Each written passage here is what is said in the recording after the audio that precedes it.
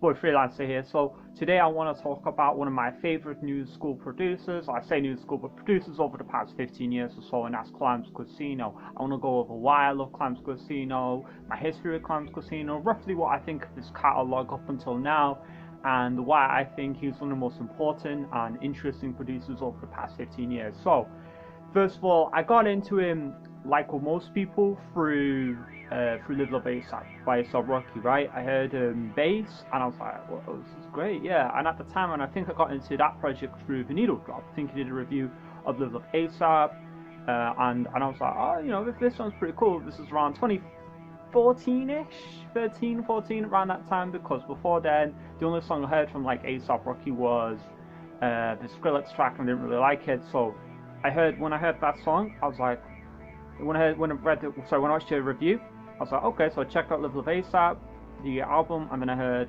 Palace and Bass and Leaf and Demons. I'm like, man, these 4 songs are really great. Oh, these are all from this Clams Casino guy, so check them out. And I think Needle Drop mentioned he did stuff for Lil B, so I checked his stuff out with Lil B, because again, Lil B, you know, I heard like 1 and 2, thought it was funny. I got he was a bit of a troll rapper, don't take him too seriously. But I checked out some of the stuff he produced for Lil B, like Unchain Me, Like I'm God, Realist Alive, and a couple other tracks, and Motivation. And I'm like, man, these tracks are great. You know, yeah, sure, Lil B isn't like super lyrical on him, but he does his thing on him, and he does a good job. You know, he sounds good over the beats. And while he's not like mind-blowing lyrically, I feel like that he kind of captures the vibe of being like kind of positive, and you know, he just kind of works with the songs, in my opinion. And those beats are phenomenal, and the Live Love ASAP beats are phenomenal. So from there, I checked out his stuff. You know, I checked out the Rainforest EP, which is pretty great. I mean, there's 5 songs on it, I believe, or I think it's 4 or 5 songs in it, and 3 of them are fire. And the 3 songs I love it. Obviously, it's Gorilla, Treetops, and Waterfalls, I believe, are the songs. And those songs are great. And then, of course, I checked out his. I think he had 3 instrumental tapes at the time. Yeah, 3 instrumental tapes, and the second one being my favorite project from him, and that's got pretty much all the beats apart from Numb or Demons. I think it's originally called Numb, but then A$AP Rocky turned it into Demons off the first tape, of the Live Up ASAP tape. So everything apart from, so the 4 other beats from Live Up ASAP was on the second instrumental tape, and I just love that tape, and it's like a bunch of other great tracks in there too. I believe I believe there are several other fantastic beats. There's so many great beats in that thing. I'd highly recommend checking it out to anyone who's kind of new to Clams Casino. That's definitely in the A range. Rainforest is definitely in the A range. The first tape it's like A-, it's in the A range for sure. That's a great project as well. It's like, so Rainforest and the first 2 tapes are fantastic. The third tape, it was pretty good. It was good. I mean, I love Level. I loved, I think it was the other one that was, I think it was Wizard, is it? The one that was on the GTA 4 or 5, I believe it was, around that time. So that was a great project as well. That was a really good project too. And now I want to go into, after that I'll go into in a second, but now I want to talk about what makes Clams Casino so great. And it's like he sampled like Imogen Heap, Adele, and people like that, and I like Adimos. Like, how do you turn those guys and girls, those vocalists, those artists, into hip hop? It's just crazy to me. Like, that's like the last thing I think of when I listen to hip hop. What I think of, you know, for like a precursor to hip hop is, you know, like James Brown, it's funk, it's even jazz to a degree. It's, you know, it's not really like folky, borderline ambient type music, right? But he takes it, applies like DJ Screw's techniques, like chopping and screwing and like looping them in an interesting way and giving interesting grooves to them, and like making it hip hop. Like on Leaf, he has like, you know, Mongolian throat singing in the chorus. It's like, what? Like, that's what he's like. He's just really great at what he does, especially from like 2010 to 2013. In my opinion, he was the best producer in hip hop, in my opinion. And on top of that, like I'll go over one of the songs he did. So let's talk about Bass. Probably it's probably his best beat, in my opinion. I'm probably one of the best beats. You know, it's just a phenomenal beat. That beat is brilliant. He literally takes like a 2-second snippet off, I believe it's Imogen Heap, off Just For Now. Just For Now, that's the song. He took it off Just For Now by Imogen Heap, and he like just like a second snippet, looped it, chopped it up, looped it, pitch shifted it all the way down so you couldn't tell it's that, and like layered it so that as the beat progresses you hear like chords and of the sample, right? And it's just like, what? How do you do that again? Like what? Like it's just like, what was this guy on? It's this guy, like it's so unique and creative and mind blowing. So it's like I did the same thing with Lil B's, or a similar thing with Lil B's. Well, all of us, or pretty much all of songs to Lil B, but one in particular is Realist. He took Rolling in the Deep by Adele, chopped it up. I thought it was a bloke singing. It's Adele. That's just like what? Like he's such a great producer. Now, especially in that time frame. Now, after 2013, I mean, he was so good. He's so good. He just kind of hit and miss. He doesn't have like an instrumental tape that I love from beginning to end.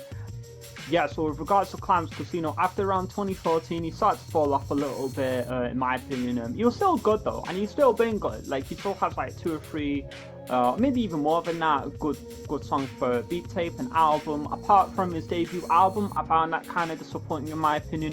The only song I kind of go back to after after giving it a few years, and it came out 4 years ago now, is Blast, and that beat is great. The rest of it, I'm not huge on it personally, but yeah, but still, he still has enough material with his first 3 beat tapes and Rainforest for me to truly say he's probably my favorite producer of new school, or at least from like 2010 to 2015, in that range.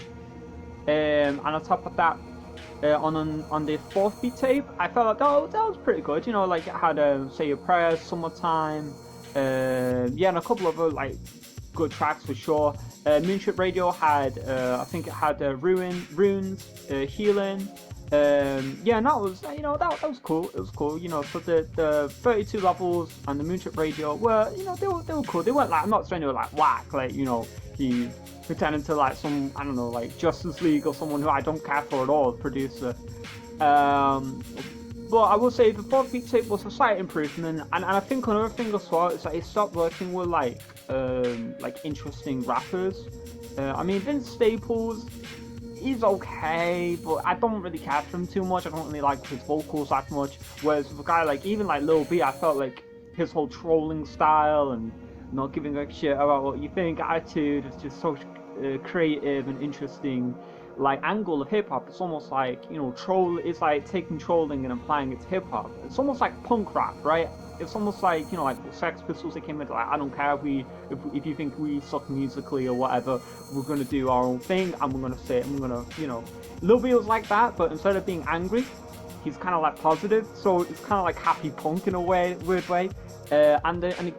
And Lil B complemented that style, the Clams Casino style, really well, in my opinion, through what he did, right? And with A$AP Rocky, he's probably my favorite rapper of new school, or at least over the past 10-15 years. So like, I wish him and Clam would work more, especially up until about 2014, 2015. Now, so yeah, so I've got a tab on Clams Casino. I'm obviously not going to write him off, because I still think he has some dope stuff for sure. And his contributions to hip-hop have been great. I wish he was maybe a little bit more exposed. I do think he's underrated overall, slightly, because, a lot of people don't talk about him. They might mention a Metro Booming or maybe Pierre Bone, but they don't mention Clams Casino. And it's kind of like, but this guy, he came through with his own sound, his own style. Or like maybe like taking like DJ Screw, some like ambient music and like making it work, right?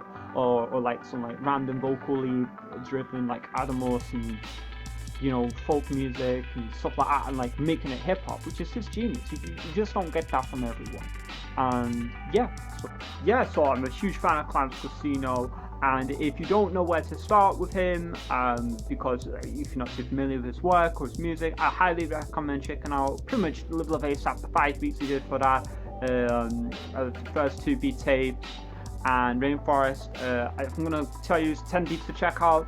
The most, I'll definitely say Bass, Unchain Me, Realist Alive, Level of Long Live A$AP, What's Up, Demons, Leaf, I'm God with it's a Lil B track, Blast, as said earlier, Palace, and Numb. Sorry, I think Demons and Numb are interchangeable. It's Numb off the instrumental tape, and it's Demons are the Level Up ASAP project. So yeah, so those are my 10 favorite beats from him, just off the top of my head really. And if you want to talk about something else regarding Clams Casino, like how I feel about, you know, the project he worked with, like that, I think he did like a project with like an R&B-ish singer, which it just wasn't for me personally. I think they did that like 2 years ago or last year. I can't remember when it was. I'll mention it on the conversation in the D-box below. So yeah, so if leave a like if you like it, dislike if you don't. Please subscribe. Yeah, so let me know below. If you want to talk to someone about something else with regards to Clams Casino or another producer, just name below and I'll do a video on them at some point.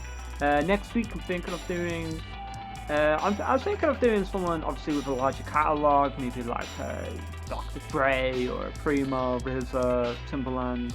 I might do a video on one of those guys.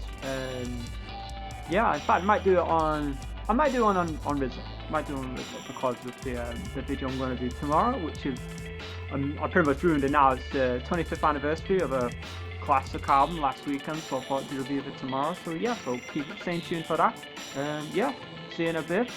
Yeah, like I said, don't forget to like, comment, feel how you feel. Yeah, I hope you enjoyed this video. If you don't, let me know. See you in a bit.